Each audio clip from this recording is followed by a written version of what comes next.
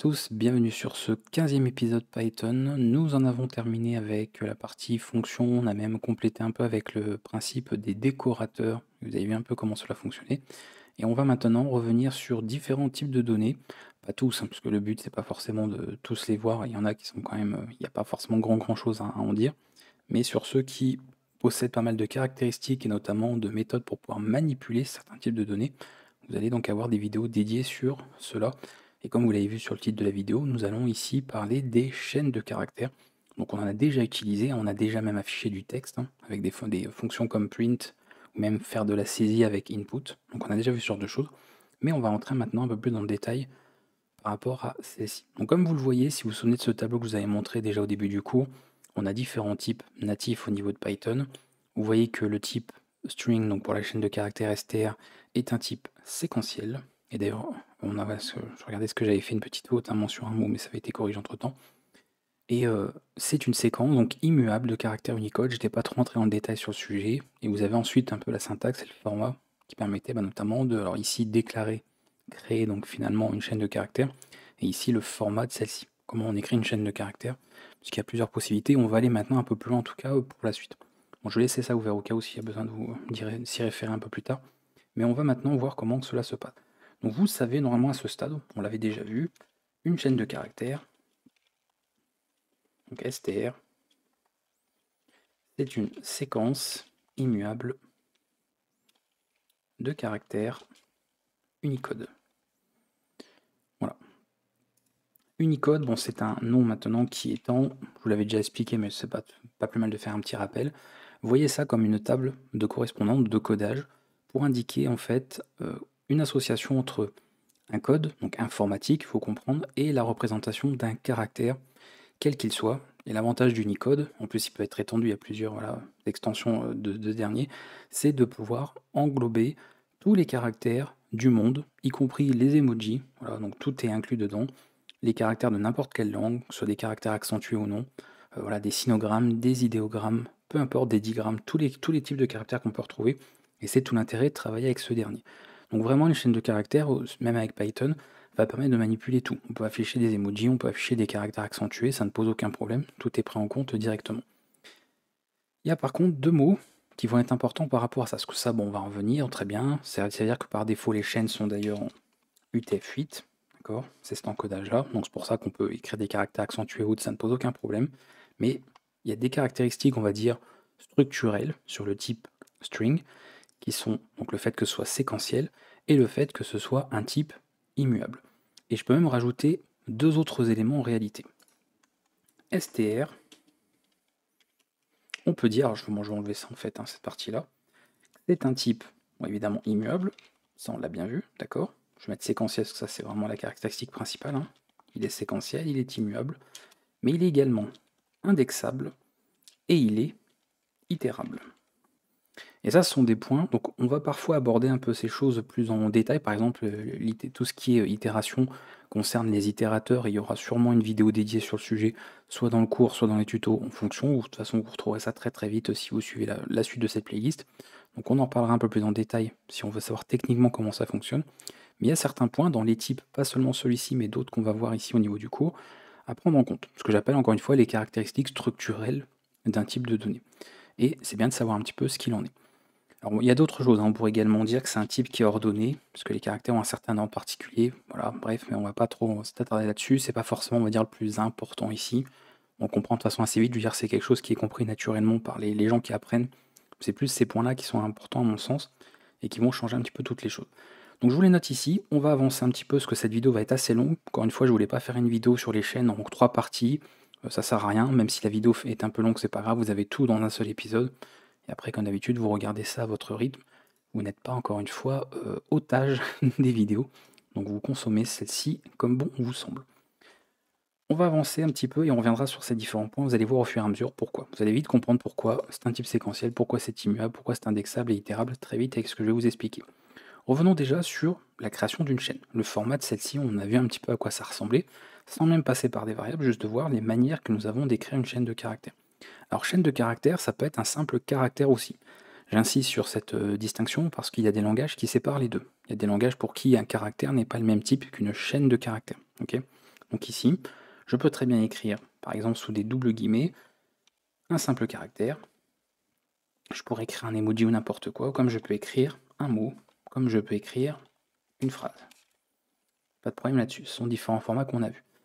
Au niveau de Python, si vous remplacez toutes les doubles ici, accolades, donc celle-ci par des simples des apostrophes, je cherche les noms en français, parce que c'est quand même mieux, c'est la même chose. Pareil, je le précise parce que dans certains langages, il peut y avoir des même légères différences, certes aujourd'hui, de performance, mais il peut y avoir une distinction entre les deux, et il peut y avoir une différence aussi de comportement, donc ce qui est mis entre ces apostrophes ou ces guillemets, selon le type de ce que vous utilisez.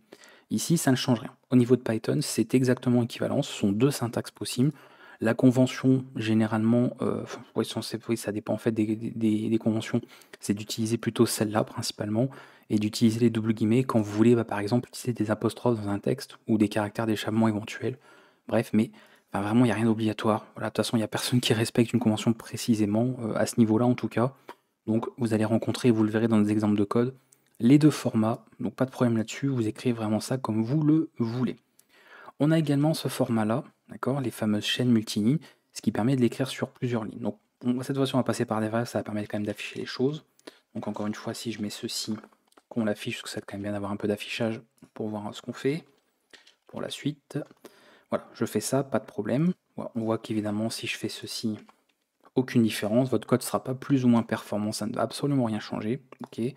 Et ensuite, nous avons la chaîne multiligne qui a l'avantage de conserver tous les espaces, voilà, tous les caractères blancs. Donc, si je fais ceci, c'est une espace, c'est conservé. Si je fais ça, on a un retour à la ligne, donc il va être gardé. Là, on a même une ligne complète qui est gardée. Je peux faire une tabulation et il va véritablement garder cet affichage-là. Donc ça, c'est vraiment si on veut un affichage bien précis, vous voyez, c'est conservé. Je peux faire ça, petite une espace, et je remets ici un petit tiret. Je réaffiche et c'est parfaitement conservé. Voilà, c'est du texte préformaté un peu, s'il y en a qui font parmi vous du web, voilà, ça correspondrait à ça, à du texte préformaté. Donc classique, et on s'en sert, hein, ce format-là, on s'en sert pour faire les fameuses docstrings, donc qui sont des chaînes pour documenter notamment du code. J'en avais parlé un petit peu dernièrement, notamment quand on a parlé de décorateurs, mais on reviendra aussi dessus de toute façon par la suite. Donc ce sont différentes possibilités pour noter ça.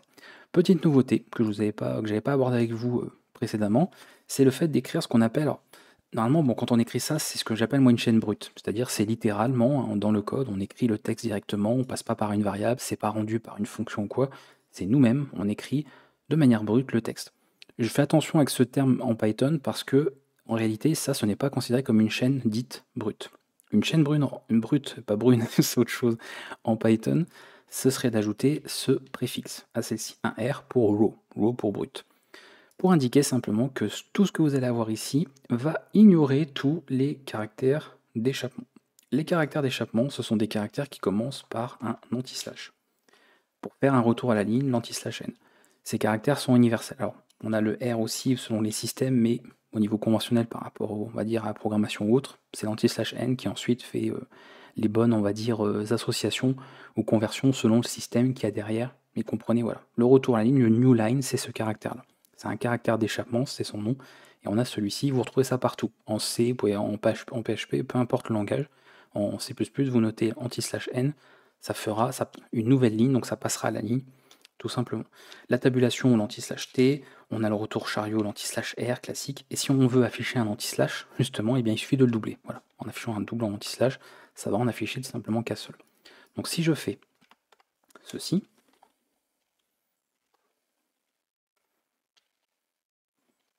je vais mettre, alors c'est parce que je fais pas la bonne là, tout le monde, voilà, comme ceci, que j'affiche mon programme, vous voyez que c'est bien passé à la ligne, ça a bien pris en compte la tabulation, pas de problème.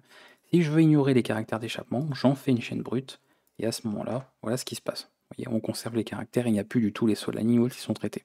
Donc c'est la petite distinction, voilà, un autre format de chaîne possible, en l'écrivant de manière brute avec le petit R ici avant, attention, vous voyez, il est bien avant les guillemets ou les apostrophes, très important. C'est vraiment avant, il n'est pas dedans, sinon il serait considéré comme du texte, hein, ça va de soi. Voilà au niveau du format. Bon, classique, il n'y a rien de compliqué, on a bien vu un peu comment ça se passait là-dessus, et je vous ai parlé des caractères d'échappement. Bien sûr, on peut retrouver aussi les caractères d'échappement pour échapper l'apostrophe ou le double guillemet. Tout simplement parce que si j'écris ça, bonjour, et puis je sais pas, à un moment donné, je veux mettre une double guillemet, vous voyez qu'il va y avoir un problème au niveau du texte. Donc si je veux que ce soit ici considéré comme faisant partie du texte, je l'échappe et ça en fait partie. Et là, si j'affiche, voyez qu'elle est bien affichée aussi au niveau de mon texte. Inversement, c'est pour ça que des fois on associe les deux, parce que si par exemple je vais utiliser des apostrophes et que j'entoure ma chaîne comme ceci, bah, le problème c'est qu'on a beaucoup d'apostrophes. Voilà. Si je mets par exemple c'était l'été, voilà. Il y a beaucoup d'apostrophes, c'est pas pratique et ça nous obligerait à échapper chaque apostrophe. Et plutôt que d'éviter ça, bah, à la rigueur on fait ça. Et vous voyez, c'est plus facile si on suit cette convention-là, on entoure avec les doubles guillemets, et il n'y a plus de problème de format et ça fonctionne très bien ici. Donc ça, c'est à vous de voir selon vos préférences, mais un petit peu les possibilités que l'on a. Bien, vous savez ce qu'est une chaîne de caractères, maintenant précisément, techniquement parlant, je rappelle, une séquence immuable de caractères Unicode, on en a parlé avec certaines caractéristiques structurelles qu'on va un petit peu développer par la suite. On a vu quelles étaient, on a revu même le format pour les chaînes de caractères, et on a abordé un peu plus en détail les caractères d'échappement, même si j'en avais quand même déjà un peu parlé. J'ai dû sûrement vous les présenter, de même mettre quasiment tous précédemment, mais le fait de refaire un rappel et de bien préciser tout ça ne fait pas de mal non plus. Voyons quelques petites opérations possibles avec les chaînes, maintenant. Parce que nous pouvons utiliser des opérateurs. Les opérateurs, on les a vus pour faire des opérations classiques, notamment pour des valeurs numériques, mais c'est bien de voir un peu le comportement que peuvent avoir une ou des chaînes de caractères avec certains opérateurs. Il y a sûrement des choses, même pour ceux parmi vous qui font déjà un peu de Python, il y a peut-être des petites astuces que vous ne connaissez pas, des petits opérateurs utilisables ici que vous ne connaissez pas, et pour les autres, bah, ça va être un peu la nouveauté pour tout ça. Voyons déjà la concaténation très simplement. Si je veux concaténer deux chaînes, alors c'est pareil, c'est vrai que je le fais voyez, en passant par des variables, je pourrais écrire les valeurs brutes directement, hein, il n'y a pas de problème. C'est-à-dire qu'ici, si je fais ça, que je fais abonnez-vous à la chaîne, que j'utilise un plus, que je fais par exemple une espace, parce que ça c'est du coup une autre chaîne de caractères, à nouveau un plus, et que je mets évolue noob, d'accord, on concatène tout simplement les trois chaînes. Pas de problème là-dessus, on peut faire ce genre de choses. Donc le plus, utilisé avec des chaînes de caractères, fait de la concaténation, il met les chaînes bout à bout, telles quelles, ça fonctionne très bien. Alors ça, généralement, il est assez connu, parce qu'on le retrouve quand même dans beaucoup de langages de programmation, donc logiquement, on le retrouve assez facilement. Celui qui est peut-être moins connu, c'est la répétition. On a un des opérateurs arithmétiques qui peut être utilisé pour faire de la répétition, et ça, c'est vrai que généralement, les gens connaissent un peu moins. D'accord. Donc si je fais ceci, et que j'utilise l'opérateur de multiplication, et que je fais par exemple, on pourrait penser x5, c'est un peu bizarre, eh bien je vais tout simplement répéter la chaîne 5 fois. Donc vous voyez que ça fonctionne très bien, et on peut faire ce genre de choses-là. Et inversement, hein, je peux noter 5 astérisques et tas, ça fonctionnerait pareil aussi, peu importe l'ordre. Donc on peut faire ce genre de choses, et peu importe un petit peu le caractère qu'on a. Donc pareil, si à un moment donné vous voulez faire une présentation avec certains visuels, et pas tout taper à la main, bah vous faites ça. Voilà, ça fonctionne très bien. Et à tout moment, si je veux en mettre 100 d'étirés, j'ai juste à changer une valeur, et c'est pris en compte. Donc bien pratique, mine de rien, c'est bien de savoir que ça existe et qu'on peut faire ce genre de choses-là.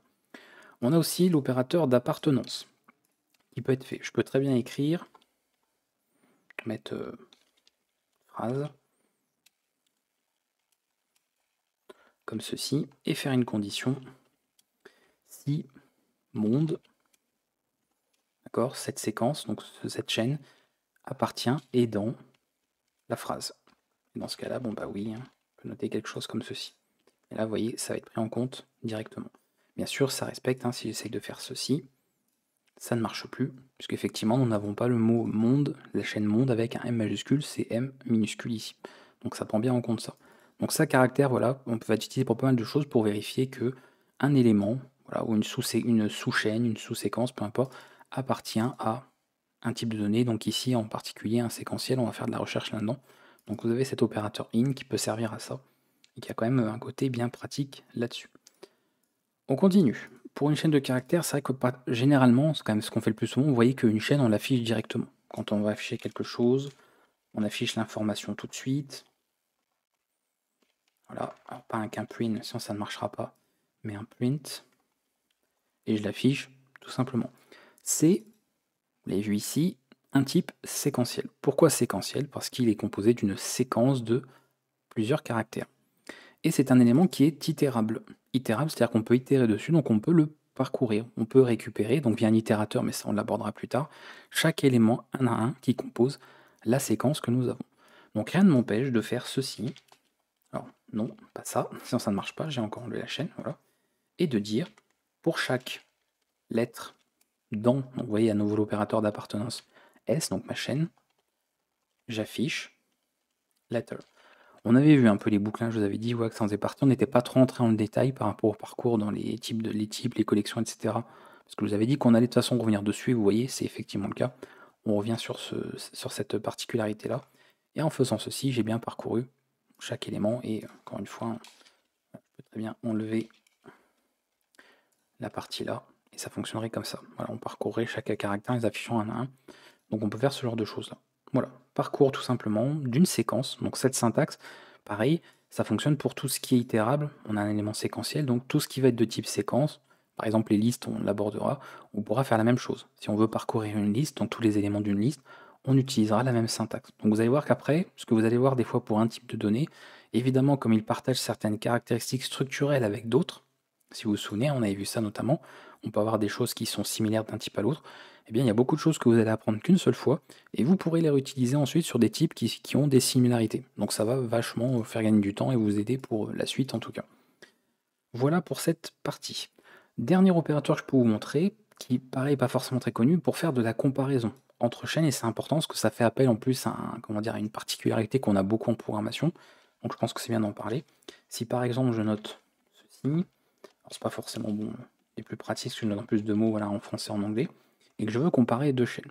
Comparer deux chaînes, si vous avez un jour, normalement c'est ce qu'on apprend, on apprend ça en école élémentaire à l'école, c'est normalement à ce stade de la scolarité qu'on apprend à utiliser un dictionnaire, et vous savez qu'un dictionnaire, les mots sont rangés par ordre alphabétique, de A à Z, et généralement on apprend aussi à faire la comparaison, de dire par exemple, entre deux mots, eh bien dans quel ordre sont-ils. Alors quand il y a vraiment la première lettre qui est différente, ça va assez vite, si on sait que B est avant H, bon bah on sait qu'alphabétiquement parlant, le mot bonjour est avant le mot hello, ok. Par contre, si on se retrouve avec ceci, eh bien on doit comparer un à un. Là, on a les mêmes caractères, donc on passe au deuxième, encore les mêmes, au troisième, et c'est après, voilà, jusqu'à arriver à un caractère qui change, on peut se dire J dans l'alphabet français est avant S, donc le mot bonjour, alphabétiquement parlant, sera avant le mot bonsoir. Vous voyez, donc ça, c'est rappel école élémentaire, mais c'est important parce que ça peut sembler voilà ça, mais je sais qu'il y a des gens qui peuvent des fois avoir. Je connais des gens qui ont des difficultés voilà, à comparer deux mots et pour savoir lequel est avant l'autre au niveau alphabet, donc alphabétique, donc c'est important de faire un petit rappel. Et au niveau programmation, on va plus loin parce qu'on ne parle pas d'ordre alphabétique, on parle d'ordre lexicographique. Parce qu'on prend évidemment tous les caractères tels qu'ils sont codés, et vous savez qu'en informatique, bon, on fait une distinction entre ça et ça. On a aussi ces caractères-là, on a ça. Et puis on a les caractères d'échappement. Voilà, le fameux retour à la ligne ou ce genre de choses. Le caractère, par exemple, pour faire échappe. Bref, tous les caractères, notamment de votre clavier ou tout ce qui peut en fait être imprimé, d'accord, est imprimable, sont forcément des caractères qui sont codés, parce qu'il faut bien qu'au niveau informatique, on puisse représenter ces informations-là. Et forcément, il faut établir un ordre. Donc il y a les fameuses tables, hein, la table ASCII à l'origine, qui ensuite a été étendue à quelque chose d'un peu plus important, donc l'Unicode, pour prendre en charge voilà, tous les caractères, emojis, etc. Et on produit un ordre lexicographique. Donc par exemple, bah, les lettres majuscules, elles arrivent avant les minuscules. Vous avez toutes les lettres majuscules et après vous avez les lettres minuscules. Donc forcément, si je note ceci et ça, dans un dictionnaire, il n'y aurait pas vraiment de différence, ça commence par la même lettre. Au niveau lexicographique, le A majuscule est plus petit, est inférieur en fait au A minuscule. Donc si je fais ceci et que j'utilise le caractère de comparaison mathématique normalement, voilà, A est avant A. Et si je teste, vous voyez que c'est bien le cas. Donc je ne vous mens pas, c'est très important. Et bien sûr, je peux utiliser l'inverse, hein, mais ça changerait il faudrait que je change le message pour que ce soit cohérent. Donc faites attention, l'ordre lexicographique, c'est important, et quand vous allez voir comparer des chaînes, c'est ça qui sera fait. Donc attention, si un jour vous voulez comparer par exemple les mots tels qu'ils sont, comme on le ferait dans un dictionnaire français, eh bien il faudra éventuellement transformer les chaînes pour mettre par exemple tout en minuscules, ou éventuellement de faire d'autres opérations de transformation, pour être sûr de comparer les chaînes comme elles sont véritablement, sans forcément prendre en compte la casse, hein, majuscule, minuscule, ce genre de choses. Donc ça demanderait quelques, on va dire, manipulations supplémentaires. Je pense que c'est bon. Pour les opérateurs, on a fait un peu le tour, les formats, etc. Ça, c'était, on va dire, la première partie. Donc, vous voyez, hein, je prends le temps. J'avais dit que cette vidéo, ça allait quand même être assez long. C'est assez conséquent, tout ce que j'ai abordé avec vous, mais c'est important aussi hein, d'aller un peu plus en détail sur ce type-là. On va passer maintenant sur d'autres cas, d'autres éléments, parce que je vous avais dit que le type str, string, est un type indexable. Qu'est-ce que ça veut dire? Eh bien, ça veut dire qu'on peut accéder aux différents éléments par leur indice. Il s'agit d'une séquence, n'oubliez pas de caractères. Donc si j'écris ceci, alors on va faire un peu de nettoyage un petit peu avec ce qu'on a, hein, hop. Si j'écris ça, un mot choisi parfaitement au hasard, hein, vous en conviendrez. Voilà, j'ai une séquence de caractères. D'accord. Les éléments sont indexés et sont donc indexables. Si je demande d'afficher S, on l'a vu tout à l'heure, pas de surprise, on affiche la chaîne complète. Si je veux afficher que le premier caractère, ce caractère, et c'est le cas dans quasiment tous les langages de programmation, le premier indice d'une séquence ou n'importe quoi qui peut être parcouru commence à l'indice 0. Et pour ça, on utilise les crochets comme opérateur pour accéder par indice à un élément. En indiquant que je veux accéder à S, donc de ma chaîne à l'indice 0, je demande à accéder au premier caractère de la chaîne. Et c'est effectivement le cas. Donc ça, c'est important. Attention, il y a des langages, ça peut être 1, mais on va dire quasiment tous les langages de programmation, le premier indice, c'est 0. Donc c'est le premier caractère d'une séquence ici.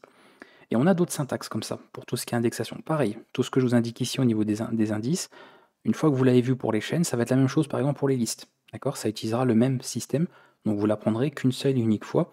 C'est une syntaxe, d'accord, une grammaire de Python qui est ensuite utilisable sur plein de types qui sont indexables. Donc vous n'aurez pas besoin d'avoir quelque chose de différent d'un type à l'autre. Tous les types qui ont cette caractéristique-là, vous pourrez en fait accéder aux éléments de cette manière. Donc c'est pratique. Si je veux accéder par exemple au troisième élément, comme on part de 0, eh bien c'est à l'indice de 2. C'est toujours l'indice n-1. Donc le nème élément, c'est n-1 pour y accéder, tout simplement. Et là, j'accède bien au O minuscule, donc le premier qu'il y a ici au niveau de evolue-noob. Donc pas de problème là-dessus. On peut accéder au dernier. Au dernier, c'est un peu... Voilà, il y a des petites particularités. Vous notez négativement -1. Et là, vous accédez au dernier caractère de la chaîne. L'avant-dernier, vous reculez, faites -2, l'avant-avant-dernier, -3, etc. On comprend bien un petit peu ce que l'on a. Donc vous avez comme ça cette petite gymnastique à faire pour changer un petit peu ce que vous avez. Donc il faut bien prendre en compte tout ça.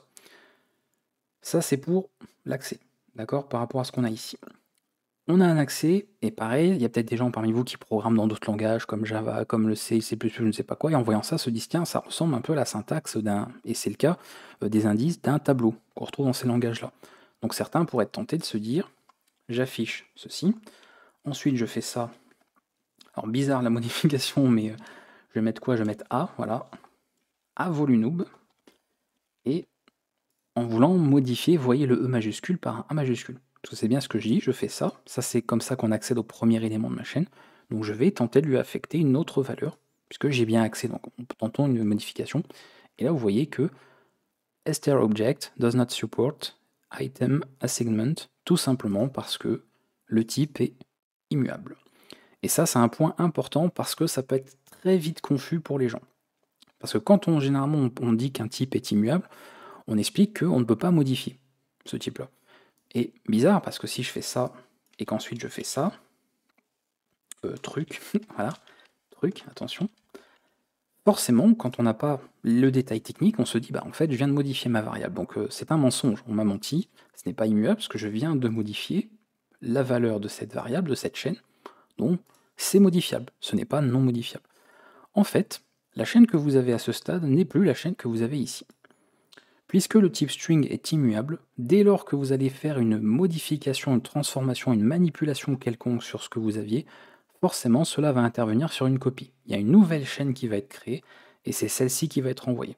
Donc en faisant ça, en fait, c'est comme si quelque part on faisait appel, on a cet exemple par exemple, voilà, qu'on faisait appel ici au constructeur, donc on parlera des constructeurs plus tard dans le cours, de str avec la nouvelle valeur, et on affecte ça à une variable qui s'appelle s, et comme c'est ce nom, cet identificateur de variable était déjà utilisé avant, ça vient simplement écraser voilà, la valeur qu'il y avait avant.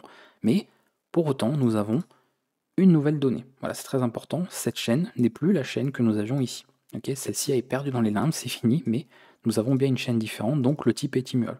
Et ça, c'est le très bon moyen, ce que je vous ai montré tout à l'heure avec le système d'indices, c'est un très bon moyen pour vous de voir qu'effectivement c'est le cas. Puisque si j'essaye de faire ça, ça ne marche pas. Donc si le type était muable, d'accord, et non pas immuable, ça devrait fonctionner ce genre d'opération-là.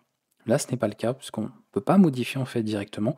On a accès effectivement à l'élément en lecture, donc ça, il n'y a pas de problème. On a le droit, c'est indexable, il n'y a aucun souci. Mais dès lors qu'on essaye de modifier, d'affecter une nouvelle valeur à un seul des caractères d'une séquence qui est dite immuable, automatiquement ça ne marche pas, puisque c'est une opération interdite pour quelque chose qui est immuable, sinon il ne le serait pas, ça n'aurait pas beaucoup de sens. Donc maintenant, vous voyez, voilà, vous savez maintenant pourquoi c'est séquentiel, vous savez pourquoi c'est immuable, et vous savez pourquoi c'est indexable et itérable. Maintenant, vous comprenez ces caractéristiques structurelles concernant le type chaîne de caractères en Python. Donc c'est beaucoup plus clair, je pense, qu'au début de la vidéo, et notamment ce qu'on avait pu faire dans les manipulations précédentes. Allons un peu plus loin, parce qu'on a vu au niveau, au niveau du système ici d'indice, pour accéder aux éléments, faire voilà, de l'indexation, on peut voir, peut-être pas le bon mot indexation, mais plus de l'accès, tout simplement, par indice. On peut faire aussi du découpage. Le découpage, le format en Python, pareil, n'est pas que pour les chaînes, et il fonctionne de cette manière. Vous avez la partie au début que vous voulez prendre, 2 points, la fin, donc exclu, et éventuellement le pas. Donc le pas, par exemple, si je vous dis de compter de 1 en 1, vous allez dire 1, 2, 3, 4, 5. Si je vous dis de compter de 2 en 2, vous allez faire 1, 3, 5, 7, etc. Vous voyez, vous allez à chaque fois sauter un chiffre ou un nombre dans le comptage que vous faites. Donc c'est simplement ça. Ça, c'est une syntaxe qu'on va pouvoir réutiliser partout. Voilà. Donc si je fais... Je vais mettre d'ailleurs... bonjour à tous. Ou alors, on va changer un peu de phrase. Voilà. Apprendre à programmer, on va prendre un peu plus long. En Python, voilà. Évidemment, si je fais ça à nouveau, c'est important, on affiche la chaîne complète, pas de problème, et je peux très bien changer ce que j'affiche. Donc je peux dire, voilà, j'affiche de 0 à 3. 0 à 3, ça veut dire afficher de l'indice 0 à l'indice 2. Attention, le dernier que vous précisez est exclu au niveau de l'intervalle, donc c'est important là-dessus.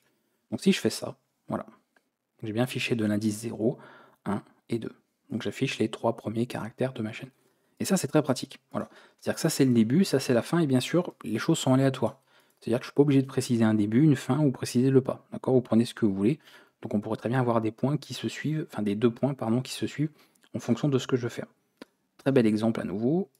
Si je veux, par exemple, juste dire, tu affiches ça. Si j'ai écrit ce format, ça correspond à quoi? Ça veut dire que j'ai noté le début, qu'il y a les 2 points ici, et qu'ensuite, je note rien d'autre. Je note pas de fin ou de pas. Donc ça veut dire, tu prends à partir de l'indice 4 jusqu'à la fin, puisqu'en fait, je ne lui indique pas de fin. Voilà. Donc c'est de 4 jusqu'à la fin. Et là, vous voyez que c'est effectivement le cas. Voilà, on a bien pris le reste ici. Qu'est-ce qu'on peut faire d'autre? On peut inverser. Je peux noter, par exemple, comme ceci, 2 points et moins 2. Ça veut dire que je n'ai pas de début, ça veut dire que je n'ai pas de fin, d'où les 2 points à chaque fois, c'est vide en fait. Par contre, j'ai un pas de moins 2, donc en fait, je fais ceci. Ça ressemble pas à grand chose, mais vous voyez un petit peu comment ça marche. Donc je prends un caractère sur 2, et en plus, je fais les choses un petit peu dans un sens, voilà, un petit peu à l'envers. Moins 1 aussi, moins 1 c'est assez clair. Hein. Moins 1, si l'autre c'était en sauter de 2 en 2, moins 1 en fait, c'est juste d'inverser. Donc vous notez en fait à l'envers, voilà les caractères. Donc on part du dernier caractère de la chaîne jusqu'au premier. Vous voyez, j'ai juste inversé en fait en faisant dans ce sens-là. Donc pour inverser en Python une chaîne de caractères, pas besoin de passer par une fonction bizarre, pas besoin d'écrire votre propre fonction, vous avez une petite notation via les crochets, le système d'indices de tout ce système-là, et ça fonctionne très bien. Et à nouveau, quand vous verrez les listes qui peuvent utiliser ce genre de notation, vous pourrez utiliser la même pour les listes. Donc c'est vraiment le côté pratique qu'on aura, même si la liste ce ne sont pas des caractères, ce sont des éléments dans une liste, c'est encore autre chose, mais on verra tout ça en tout cas par la suite. Je pense qu'on a fini, concernant en tout cas les veilles, les petits caractères, les opérateurs, etc. à utiliser, en tout cas globalement on en a encore d'autres, mais je vous dis cette vidéo va être longue, mais on a vu quand même ce point-là. On va aborder quelques petites fonctions natives très rapidement de Python. Donc des fonctions natives, c'est des fonctions globales qui sont utilisables sur plein de choses en Python, pas seulement les chaînes de caractères. Je vous les montre ici et je ne fais pas forcément les rappeler à chaque fois pour les autres types, mais il y en a 3 qui sont à connaître. Il y a len qui permet d'obtenir la longueur de quelque chose. Il y a max qui permet d'obtenir l'élément le plus haut, le plus grand. Et il y a min qui permet d'obtenir l'élément minimal, tout simplement. Donc si je note ça, okay, je note len de s, j'obtiendrai la longueur de la chaîne, donc le nombre de caractères. Si je note max de s, j'obtiendrai le caractère le plus haut, lexicographiquement. Rappelez-vous la comparaison de tout à l'heure. Et si je note min de s, c'est le caractère minimal, lexicographiquement. Donc effectivement, dans le mot Python, c'est le y qui est le plus loin dans l'alphabet, donc c'est bien le max, et le plus petit, donc celui le plus proche. Voilà, au début, la lexicographie, c'est effectivement, alors il m'a mis quoi? Il m'a mis pourquoi il m'a mis comme ça d'ailleurs? C'est même bizarre qu'il m'ait mis comme ça, il me l'a mis en petit, bon bref. Le P, mais il me l'a pris en minuscule, alors que normalement, ici il est en majuscule. Mais oui, c'est parce qu'il me l'a noté, il me l'a renoté en minuscule, mais peu importe. Mais de toute façon, voilà, le P majuscule serait avant, de toute façon, les caractères minuscules, donc oui, il est forcément le premier ici, ça ne change rien. Même si je notais, vous voyez, Z, comme ceci. Ça ne change rien, ce que je vous ai dit, les majuscules passent avant au niveau de la lexicographie, donc ça reste tel quel. Voilà, donc je vais assez vite, parce que ce sont encore une fois des fonctions natives de Python qui sont réutilisables pour plein d'autres types, donc vous pourrez utiliser pour tout, voilà, quasiment pour tout, tout ce on peut compter le nombre d'éléments, le max et le minimum, ça fonctionnera tel quel. Donc on passe assez vite là-dessus. Passons maintenant à tout ce qu'on peut faire, les manipulations, et pareil comme il y a beaucoup et que j'avais pas envie de tout énumérer dans une seule vidéo, parce que ça aurait été très long, mais vraiment très très long, et vous allez de toute façon très vite pourquoi. Il y a quelques méthodes, donc le terme méthode est très important, que vous allez pouvoir utiliser sur les chaînes. À ce stade, nous n'avons pas encore abordé la programmation orientée objet. D'accord? C'est plein de concepts qu'on verra par la suite dans un chapitre dédié à ça, mais vous n'avez pas besoin de connaître ce concept, ce paradigme en tout cas à ce stade, pour utiliser des méthodes. Comprenez simplement à ce stade qu'une méthode, c'est juste une fonction qui appartient à une classe. Voilà. Là où ça, ce sont des fonctions natives de Python, vous voyez, on les utilise telles quelles au global, on ne précise rien de particulier, on dit juste qu'on veut, voilà, la longueur, etc. Vous en avez vu d'autres, hein. Print, input, isInstance, voilà, on en a vu plein, id, type, donc on en a vu plein des fonctions natives, globales on connaît. Une méthode, c'est une fonction qui appartient à une classe, donc généralement elles vont partir, dans ce cas précis, d'une chaîne de caractères, de quelque chose en fait qui est un objet de type str, et ensuite vous mettez un point, et ensuite le nom de la méthode. Voilà. Et avec d'éventuels arguments, comme vous utiliserez une fonction, comme vous l'avez fait jusqu'à présent. Donc une fois que vous avez compris ça, vous savez appeler, manipuler des méthodes, même si vous ne savez même pas encore ce qu'est une méthode, ce qu'est une classe, un objet, les instances, l'héritage, etc., qu'on n'a pas abordé tout ça, et ce n'est pas grave. Il y a, puisque c'est un type séquentiel et qu'il y a plein de types séquentiels, vous voyez, en rouge, il y a des méthodes communes. C'est-à-dire que tous les objets de type séquence peuvent utiliser certaines méthodes. Il n'y en a pas des milliers non plus, il y en a quelques-unes. Et il y en a deux importantes qu'on va pouvoir voir. Alors il y en a peut-être même à la rigueur, on pourra même passer plus tard dessus éventuellement. On reviendra là-dessus. Parce qu'il y a count, il y a index, mais on reviendra dessus s'il faut pour la suite. Mais je vais quand même vous montrer par rapport à ce qu'on peut faire au niveau des chaînes. Voilà comment ça va se passer. Donc là, ce n'est pas que pour une chaîne. Ce qu'on va utiliser, c'est concernant une séquence. Tout ce qui est une séquence va pouvoir utiliser la méthode index, qui prendra une valeur en premier argument, et éventuellement, c'est pas obligatoire, hein, ça peut être facultatif, un élément de début et un indice de fin. Voilà, facultatif. Donc soit on précise qu'une valeur, soit on précise une valeur et ça, soit on précise une valeur et ça et la fin, bref, on peut indiquer pas mal de choses. Si jamais ce qu'on recherche, parce qu'en fait on va rechercher l'indice de quelque chose qu'on a rencontré, mais je vais revenir de toute façon par la suite, dans ce cas-là, on renverra, ça va lever une value error, donc une exception par rapport à ça. Donc il y a quand même pas mal de parties à voir par rapport, on va dire, à l'usage qu'on peut retrouver. Donc si je fais ça,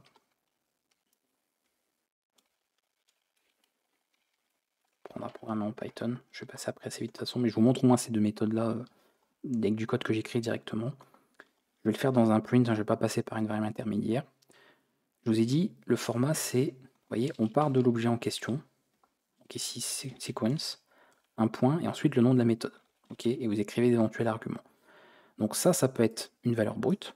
Je peux très bien par exemple faire ça directement, de faire un point et de faire appel à index. Vous voyez, c'est une syntaxe totalement possible, mais comme c'est pas forcément plus pratique, ce qu'on va faire c'est on met ça dans une variable intermédiaire. Voilà. Donc vous voyez, bien comprendre, parce que ça c'est des choses qu'on verra plus tard certes, mais bien comprendre un peu le principe que ici, je suis pas obligé de mettre une variable, ça pourrait être une valeur littérale directement. Et ici index, je lui indique, voilà, tiens, programmer, juste une valeur, voilà, et je vais voir ce qu'il me renvoie, ici. Et là il me renvoie 12. Donc 0, 1, 2, 3, 4, 5, 6, 7, 8, 9, 10, 11, 12. Vous voyez, c'est à partir de l'indice 12 qu'est trouvée une occurrence, la première en tout cas, celle au plus tôt, de la chaîne programmée dans cette chaîne S. Voilà comment ça fonctionne. Je pourrais très bien lui dire, tu pars aussi d'un certain endroit, c'est-à-dire tu cherches ça, mais cette fois-ci, entre le début de la chaîne, vous voyez ceci, et par exemple jusqu'à 10, alors je pense qu'on n'a pas tout, je vais mettre 8, voilà, jusqu'à donc l'indice n-1, et là comme c'est pas le cas, ça ne marche plus, j'ai bien une value error qui est déclenchée, il n'a pas trouvé la sous-chaîne que je cherchais. Parce qu'effectivement, il est en train de vérifier de 0 jusqu'à 8, donc 1, 2, 3, 4, 5, 6, 7, juste ça, voilà. Il est en train de faire la recherche en fait que sur le mot apprendre, Donc effectivement, il n'a pas trouvé le terme programmé dans cette partie de la chaîne. Donc vous voyez, on peut restreindre ensuite la tranche dans laquelle on fait la recherche. Et ça, il y a pas mal de fonctions, enfin de méthodes de manipulation des chaînes de caractères ou des séquences qui ont ce système-là de euh, partir sur un indice de départ et un indice de fin éventuel. Ce sont des arguments optionnels, mais on peut s'en servir. Donc voici une méthode que tous les types séquences peuvent utiliser. Il y en a une autre qui est count, donc pareil, sequence, et qui va compter le nombre d'occurrences de quelque chose, voilà, qu'on recherche. Ok, bon ça je vais remettre ça encore une fois. Je mets les autres tels quels, même s'ils sont optionnels. Voilà. Begin end d'ailleurs, plutôt, mais peu importe. Et value, donc on peut l'utiliser aussi. Par exemple, compte-moi le nombre d'occurrences de... alors je cherchais dans tout, hein, je pourrais chercher que dans une partie, moi je cherche la lettre O minuscule. Voilà, le caractère O minuscule. Combien de fois on le rencontre dans la chaîne et on le trouve visiblement 2 fois. Est-ce que c'est le cas? Il y en a un ici, il y en a un ici. Donc c'est bien le cas. Vous voyez? Donc petite méthode bien pratique pour faire ça. Méthode sur les séquences. Ok, très important. Tout ce qui est séquentiel peut utiliser ces méthodes. Venons-en maintenant à des méthodes que pour les chaînes. Voilà. Donc les chaînes de caractères ont également leur propre méthode. Ça, bon, je vous l'ai dit rapidement, c'est une classe, d'accord? C'est un type de classe, str comme d'autres, hein. Tout ce qui est de valeur manipulable en Python est un objet, donc est une instance de classe. Et ici, str possède plein de méthodes. C'est-à-dire qu'au lieu d'avoir ceci, nous avons des méthodes appartenant à celle-ci. Donc tout ce qui est du type str peut faire appel à ces fonctions. En fait, vous voyez, c'est des fonctions qui lui appartiennent.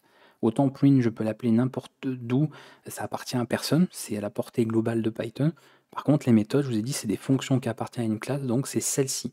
Il faut que ce soit quelque chose de ce type-là pour qu'il puisse utiliser, qu'il ait le droit d'utiliser ces méthodes-là. Il y en a beaucoup, et comme vous voyez, ça fait déjà presque 40 minutes de vidéo au moment où je vous parle, et que j'avais pas envie de vous énumérer toutes les méthodes qui peuvent être intéressantes. Je vous ai tout rassemblé dans la description de la vidéo, vous avez un lien. Ça changera peut-être, hein, si vous voyez cette vidéo dans 5 ans, peut-être que le lien renverra vers une nouvelle page, un autre site, peu importe. Actuellement, donc c'est sur le GitHub au moment où je fais cette vidéo. Et vous avez beaucoup de choses qui, c'est comme ça, je le ferai pour les autres types, hein, ça va être fait pour les autres types.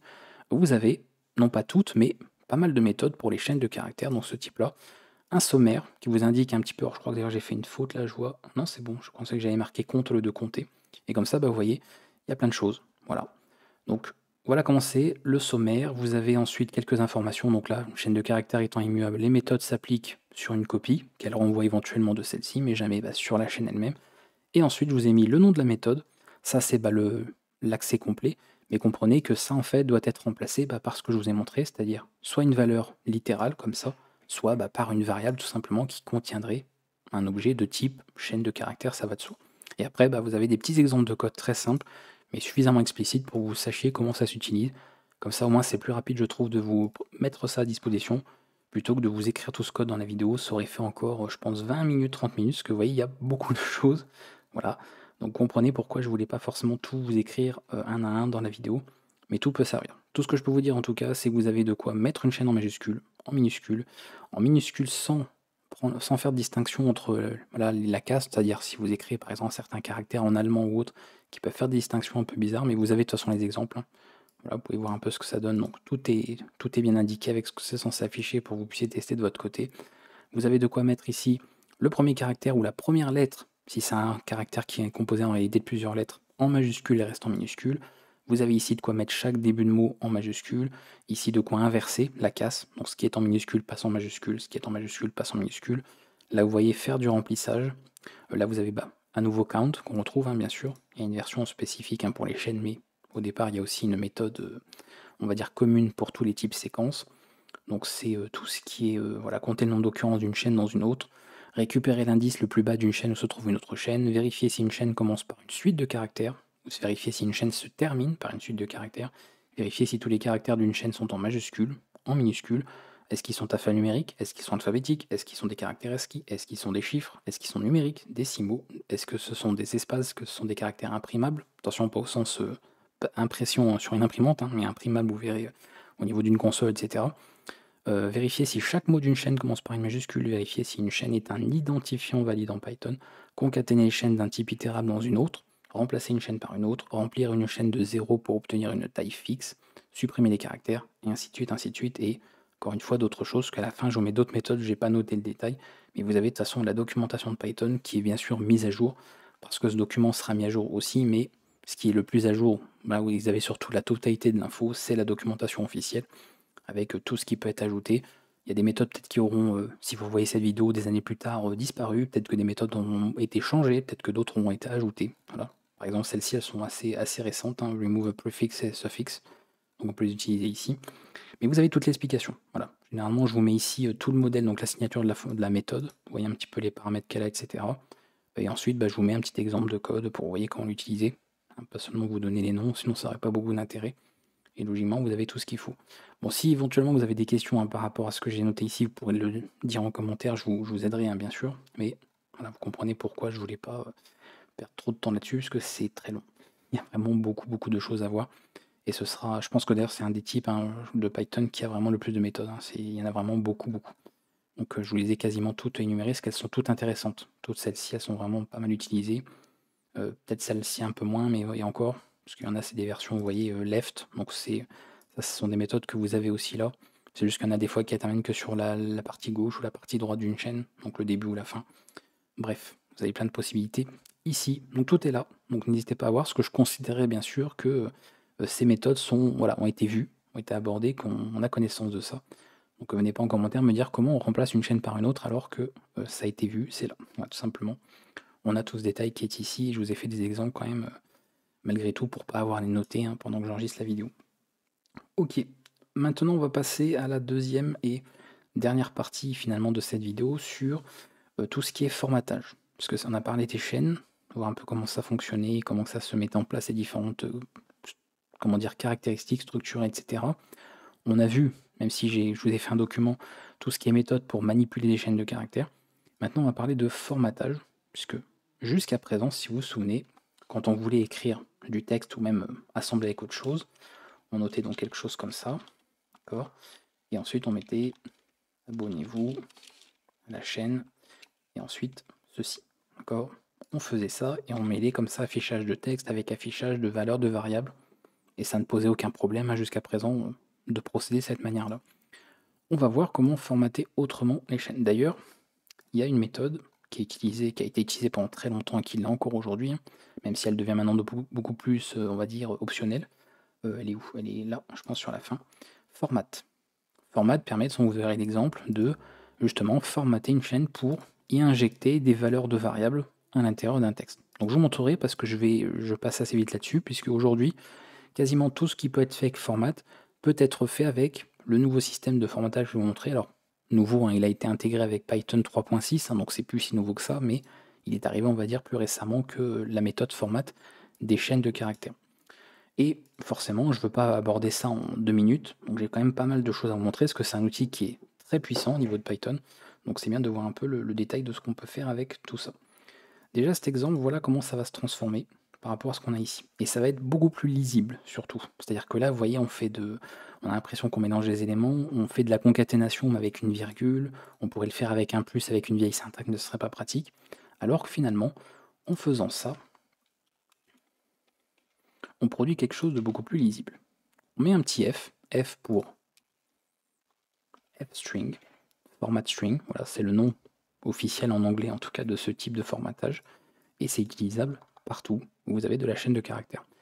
On met un petit F, vous voyez, comme pour le R tout à l'heure, hein, avec les chaînes brutes, ok, mais là c'est un F, et ensuite, entre les guillemets, vous écrivez tout votre texte, et à l'endroit où vous voulez injecter la valeur d'une variable, et bien vous mettez des accolades. Et ça, c'est du code. Donc c'est-à-dire que rien ne m'empêcherait de faire quelque chose comme ça et je ne sais pas quoi. Vous voyez, je peux très bien faire appel à des méthodes, des fonctions, faire ce genre de choses à l'intérieur, puisque c'est un objet de type str, donc je peux à partir de lui appeler une méthode, voilà, on pourrait même d'ailleurs appeler format, ce serait bizarre, mais on pourrait faire ce genre de choses, ou len, voilà. Je peux très bien faire len de s, d'ailleurs je vais vous montrer ça directement. La chaîne, non pas la chaîne, je veux dire plutôt le mot, parce que sinon ça va être bizarre, hein. Contient len de s, caractère, vous voyez, je peux noter ce genre de choses, ce qui est beaucoup plus lisible à mon sens que l'écriture d'avant. Voilà, le mot nous contient 9 caractères. Donc c'est plus pratique que de mettre simplement, vous voyez, des concaténations. Alors il a fallu mettre ça, ensuite virgule, mettre ça, ensuite virgule ça, et en plus éventuellement, selon ce qu'on veut, il faudrait faire peut-être des conversions de type pour que tout soit sous forme de chaîne, bref, pas pratique. Ici, tout est traité tel quel, on formate les choses, et dès qu'on veut une valeur injectée, on utilise l'accolade. Donc on n'a pas oublié ici le petit f devant. Donc ça, c'est une syntaxe que vous allez voir énormément. À la fin de la vidéo, je vous montrerai d'ailleurs des exemples de code pandas, donc vous allez bien voir un petit peu tout ça. Mais on peut aller beaucoup plus loin que ça. Ça, c'est vraiment le strict minimum qu'on peut faire de bêtement afficher les choses, alors qu'on peut aller vraiment plus loin. Pareil, hein, ça me semble logique, mais je précise, je peux faire ça. Hein. Évidemment. C'est un format, un autre format pour les chaînes, donc c'est pas obligatoirement dans un print. Je le dis, ce que des gens pourraient le penser, alors que je peux très bien le mettre à part et ensuite faire ça. D'accord. Len de S, c'est parce que oui, bah oui, là, si je peux pas faire ça en fait en l'occurrence. Pas comme ça. Dans mon exemple, c'est pas bon. On va refaire. J'ai enlevé le mot en plus. Je vais mettre plutôt sentence ou result, peu importe. Et je fais effectivement ceci et après. Voilà. Donc j'aime bien ce que je dis. Ça marche? Non, parce que j'avais oublié la moitié des choses. Voilà.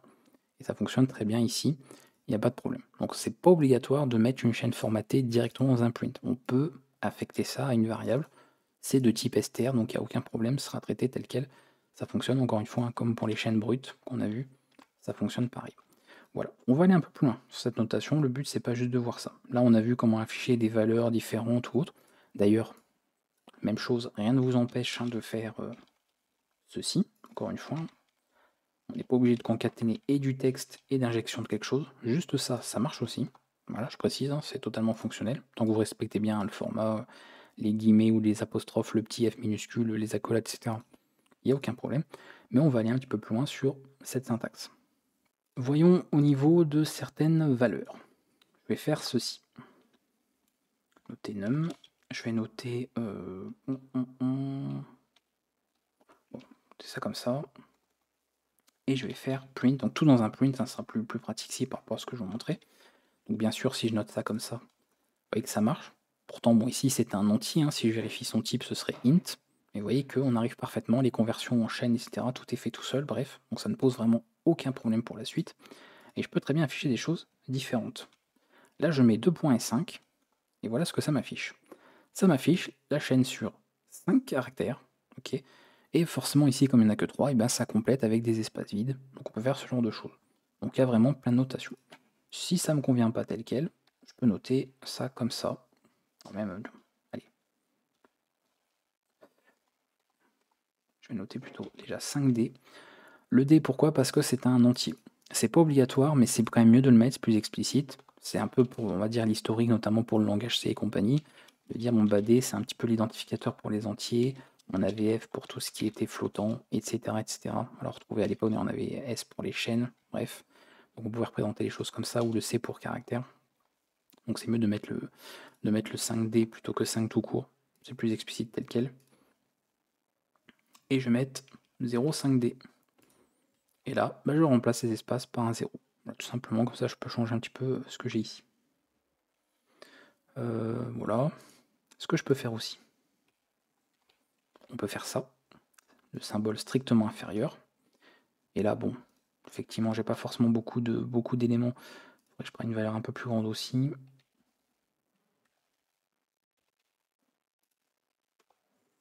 Voilà. Et ensuite, de mettre ceci pour compléter avec les différentes valeurs qu'on a. Donc ça va changer l'affichage, d'accord, par rapport éventuellement aux valeurs qu'on veut afficher, si on veut afficher par la gauche, par la droite ou centré, suivant ce qu'on a. Donc là, il faudrait peut-être que je prenne plus grand. Hein. On va prendre beaucoup plus grand que ça. C'est vrai qu'en fait, oui, je pourrais prendre beaucoup plus grand. Est-ce que là, on verra pas forcément? Ça va pas être forcément pratique avec ce qu'on a. Voilà, on voit pas forcément évidemment les espaces ici. Mais là, vous voyez, donc on a les espaces de ce côté-là. Et si je veux centrer le tout, je fais ça. Et ça centre, c'est-à-dire que vous avez en fait des espaces à gauche et à droite. Voilà. Je cherche à avoir un affichage qui va bien. C'est vrai que dans la console, on ne voit pas forcément les espaces vides. Mais comprenez, en fait, ça, c'est du remplissage. C'est de respecter une certaine taille d'affichage. Et après, soit on remplit avec des espaces à gauche, soit on remplit à droite, soit on remplit des deux côtés, en centrant finalement la valeur qu'on a. Donc ça peut être pratique, hein, vous pouvez faire ça avec du texte aussi, hein, on peut centrer du texte sans problème, et puis mettre par exemple des caractères de chaque côté si on veut représenter les choses telles quelles. On peut faire ça avec des flottants aussi. Je peux très bien afficher une grande, ouais, en grande valeur, c'est vite dit, mais faire quelque chose comme ça, et puis d'afficher ça avec la valeur là. Donc par exemple, point de f, donc on met le petit f pour les flottants, et ici je dis simplement que j'ai 2 chiffres après la virgule, voilà, 2 décimales ici. Donc comme ça permet de garder ça, éventuellement d'avoir un arrondi, mais on peut comme ça formater, comme vous voyez un petit peu la valeur qu'on a ici. Je peux faire aussi sur, alors voilà, c'est vrai qu'on n'a pas quelque chose de très grand non plus, mais je peux faire sur ça, 3.2 f, même 10, je vais prendre plus grand, plutôt, voilà, comme ça on complète. Donc là ça veut dire affichage sur 10 caractères, et pareil vous voyez qu'on remplit ensuite l'un ou l'autre. Donc il faut bien prendre en compte ça, on est sur de l'affichage, du formatage de texte, donc évidemment on peut changer comme ça les différentes valeurs qu'on a. Je passe un peu vite parce que c'est plein de syntaxe, mais c'est quand même voilà, bien de savoir que ça existe. Par rapport à ce qu'on a, je vais mettre par exemple point de E, et je vais peut-être changer un peu la valeur, ou non, quoique c'est bon. Bon, c'est bon. Et je vais faire ça. Donc, notation, vous voyez, différente. 1.35, donc il a placé la virgule ici, notation scientifique. On peut représenter ça. Donc on a plein de petites astuces comme ça, syntaxie, pour modifier vraiment les valeurs, comme on les représente. Modifier éventuellement le remplissage, si on veut par exemple une chaîne de taille fixe, et donc remplir avec des espaces ou des caractères quelconques. On peut faire ce genre de choses-là. Pareil en Python, vous savez que si vous notez un grand nombre, vous pouvez très bien utiliser des séparateurs de milliers, comme ceci. Ça fonctionne sans problème, hein. Si je fais num, hop, voilà, je peux très bien faire ça. Mais si jamais on n'avait pas des caractères et qu'on a récupéré une grande valeur comme ceci, genre depuis un programme, une base de données, un fichier, peu importe, les valeurs vont pas être notées évidemment avec des séparateurs, elles seraient notées telles quelles, et bien vous pouvez faire en sorte de les afficher. Vous mettez les 2 points et vous dites, voilà, hop, mon petit séparateur, et ensuite j'affiche ça comme je veux. Donc attention, on est sur du textuel, on n'est pas sur un séparateur directement dans le code comme si on l'avait noté nous-mêmes, c'est un séparateur textuel simplement. Ce qui veut dire que si je veux pas utiliser ça et que je veux utiliser le séparateur qu'on retrouve beaucoup à l'international, la virgule, ça fonctionnera aussi. Je peux mettre un point, je peux mettre ce que je veux, n'importe quoi. Bon là c'est un peu bizarre, faut faire gaffe au pourcent, c'est voilà. Le pourcent a une transformation aussi, donc on va pas l'utiliser. Mais je pourrais en fait utiliser des caractères particuliers tant qu'ils ne sont pas utilisés pour autre chose, donc là vous voyez ça pose problème aussi. Mais tout ce qui sera en fait un caractère pas, on va dire, particulier utilisé par le langage, on pourrait éventuellement s'en servir. Là c'est pareil, c'est un usage particulier, donc bon généralement c'est plutôt ça, de toute façon un séparateur ou ça. Il n'y a pas de problème avec le format qu'on a. Comme ça vous voyez un petit peu le rendu qu'on peut avoir. C'est vrai que je ne voulais pas montrer, tiens, le pourcent.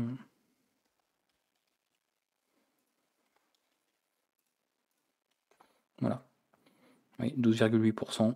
Ça fait un pourcentage ici, donc ça fait le calcul. Donc ça peut être pratique aussi également pour avoir le bon format par rapport à l'information qu'on veut.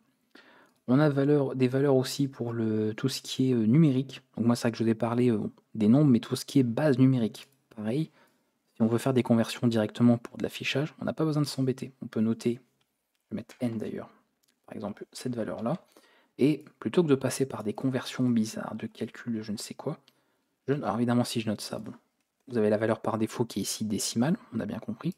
Je veux la valeur, donc c'est ça un décimal, hein, si je mets un 2.d, c'est équivalent, d'accord. Je veux la valeur en binaire, je mets un b. En binaire j'ai dit donc un b, pas un n. Voilà, j'ai la valeur en binaire. Je mets un O minuscule, j'ai la valeur en octal. Je mets un X minuscule ou il me semble que majuscule ça marche aussi pour changer juste l'affichage. Et j'ai ça. Bon, alors pas de bol, on tombe pas sur. Dommage. Voilà. Voilà, un E, si je mets X majuscule, ça doit mettre le E en majuscule. Si je dis pas de bêtises, voilà, ça fait bien ça. Donc on a comme ça qu'on retrouve. Et on a des notations ensuite pour afficher le préfixe. Si je veux vraiment afficher le préfixe de la base en question, si je trouve que c'est plus utile, je rajoute un petit croisillon devant le X, le B ou le O. Et comme ça on a la valeur là. Donc ça peut être éventuellement plus lisible. On comprend en fait qu'on a une valeur dans une autre base. Donc généralement c'est préférable de noter ça comme ça. Parce qu'on retrouve ce calcul un petit peu, cette notation pardon, plus souvent. Vous voyez, ça parle un peu plus par rapport à ce qu'on peut retrouver. Ok, on termine avec de l'alignement, remplissage. Je vous avais dit qu'on pouvait le faire avec des chaînes, bah, je vais vous montrer ça. Ça, on va terminer un petit peu avec cette partie-là. Je vais juste revenir sur un titre. On aura fini comme ça avec tout ce qui est formatage, hein. On a passé beaucoup de temps, mais oui, c'était important, je trouve, d'aborder ça. C'était bien de voir ça avec les chaînes de caractères, parce que c'est souvent très peu utilisé, hein, toutes les fonctionnalités comment dire, je vais y arriver, des chaînes formatées, ou comme on le faisait beaucoup avant avec la méthode format, alors qu'on peut faire beaucoup de choses avec. Donc ce serait quand même un peu dommage de ne pas s'en servir. Donc je peux faire ça. Je vais faire print, j'ai dit, le F il vient ici. Et ensuite, title, je vais tout simplement indiquer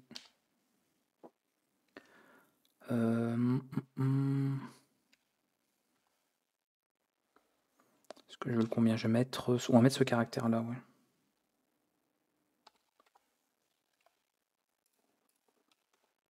Voilà, comme ça vous avez 20, donc on va mettre un peu plus, hein.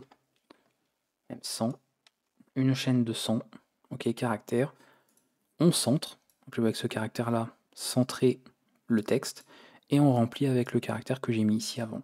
Donc évidemment, si j'espère qu'il va pas me faire des trucs bizarres, non c'est bon, voilà, on peut remplir avec autre chose, donc c'est côté pratique aussi. Voilà, c'est bien de savoir que ça existe, on peut faire ce genre de choses là, ça peut vous faire gagner vachement de temps, sinon bah, vous seriez en train d'écrire des fonctions ou faire des boucles, je ne sais quoi, pour aller afficher tous les caractères un par un, alors qu'on a plein d'outils pour faire ça en une seule ligne. Donc c'est une toute petite instruction pour le faire. Et pareil, bon bah évidemment, si je veux compléter dans l'autre sens, hein, voilà, on peut parfaitement faire ça. C'est comme tout à l'heure, hein, droite et gauche, même si au début les exemples que j'avais montrés ne changeaient rien puisque j'avais pas mis une chaîne assez longue. Mais voilà, ça marche très bien d'un côté ou de l'autre. Donc on peut faire vraiment des présentations un peu comme on veut, hein. On peut pousser ça un petit peu comme on veut, directement ici, ou même pas remplir du tout, hein. Voilà, on peut très bien, encore une fois, par défaut, ce sont des espaces vides. Donc on peut laisser, enfin des espaces blancs plutôt, pas vides. Donc on peut laisser les choses telles quelles, ça marchera également. Et si je fais ça, bah ça centre sans rien remplir, à part avec des espaces blancs entre les deux. Donc ça fonctionne très bien dans ce sens-là. On termine, petit bonus, ok, par rapport à ce qu'on a pour la représentation, notamment, alors, il faudra qu'on aborde un peu plus la programmation orientée objet, mais c'est pas grave. Et en plus, on n'a pas encore vu les listes, mais peu importe. Mettons que j'ai une liste ici. Voilà, je vais afficher les éléments ici. Normalement, quand on fait un affichage de quelque chose, on a un appel implicite à la méthode str, donc qui appartient éventuellement à l'objet, pour la manière de l'afficher en fait, d'accord, sous forme de chaîne. Donc là, il peut choisir ce genre de choses-là. C'est tel que se comporte la méthode str lorsqu'elle est appelée pour une liste. Si on veut changer ce comportement, qui peut être fait par défaut en tout cas ici, on peut très bien se dire, donc c'est-à-dire ce qui correspondrait finalement à une valeur qu'on a, donc c'est-à-dire ça, vous voyez qu'on revient exactement à la même chose, il suffit de rajouter point d'exclamation R, et ici en fait ça va simplement changer l'appel implicite à la méthode qu'on abordera plus tard, vous inquiétez pas, rep, donc qui est en fait la représentation qu'on peut avoir pour certains types d'objets.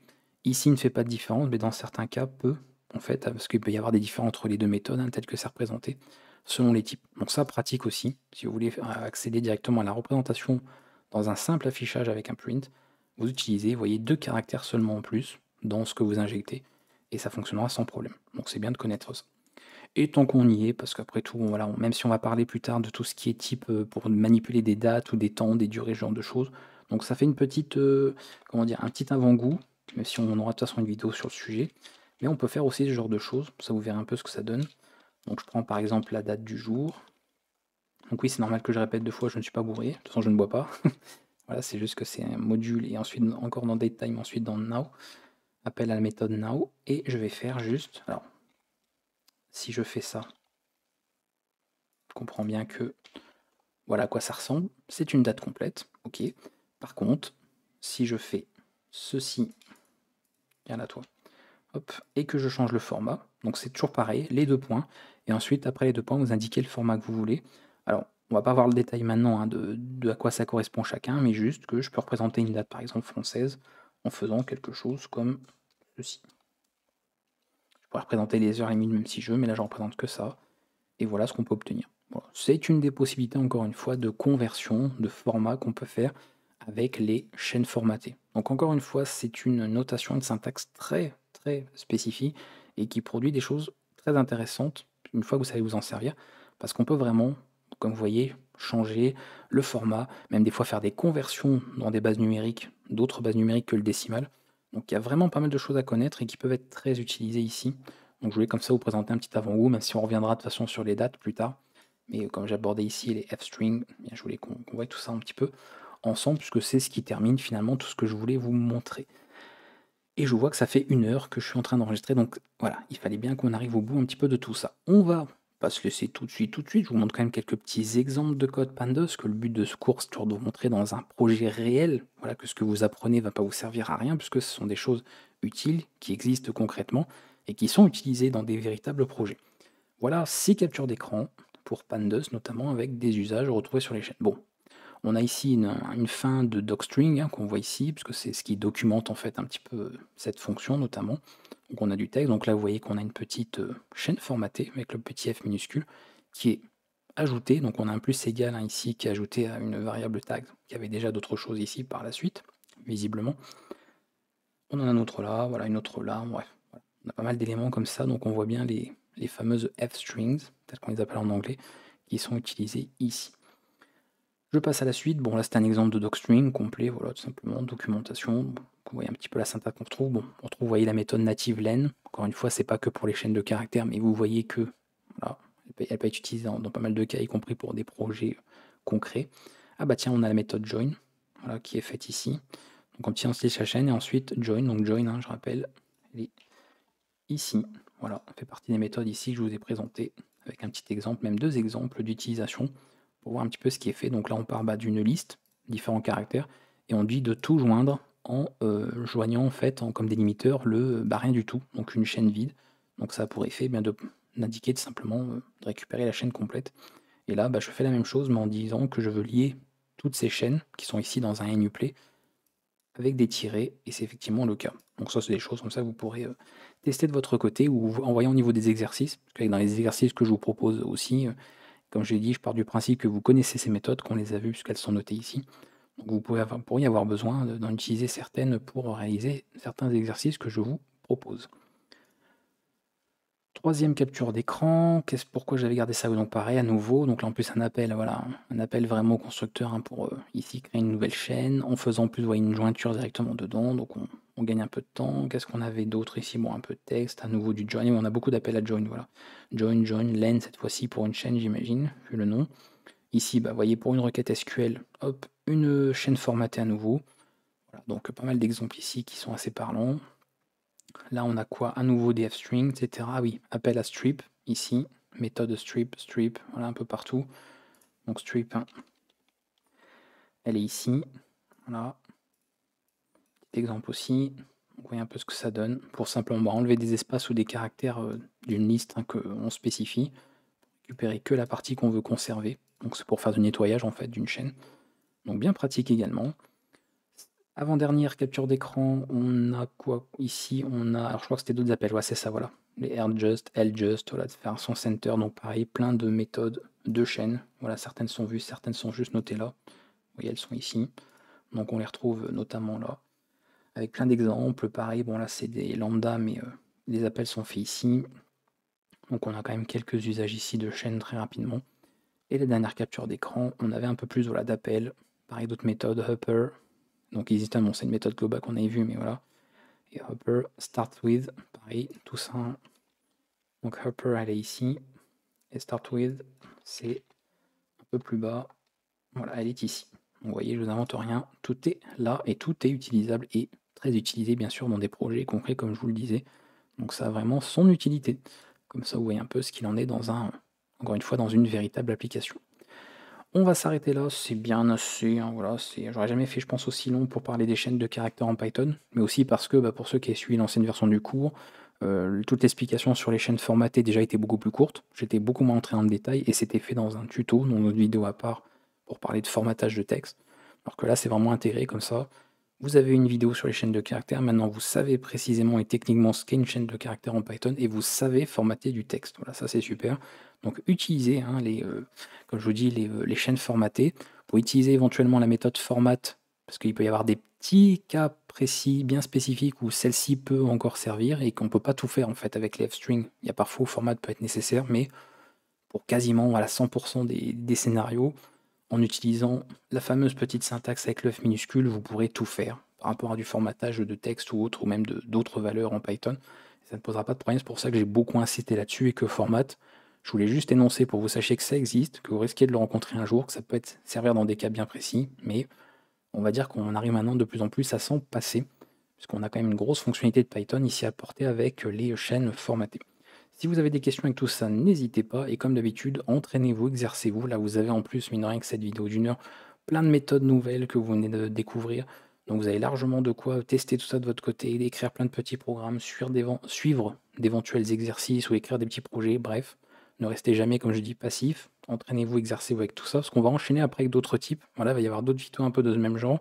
On va bien passer en détail sur un autre type de données et un autre, etc. Et après, on passera sur d'autres concepts du langage, hein, sur, on va dire, une autre partie de ce cours, un autre chapitre. Et il vous attend toujours, hein, ce gros chapitre sur la programmation objet. A bientôt pour le prochain épisode.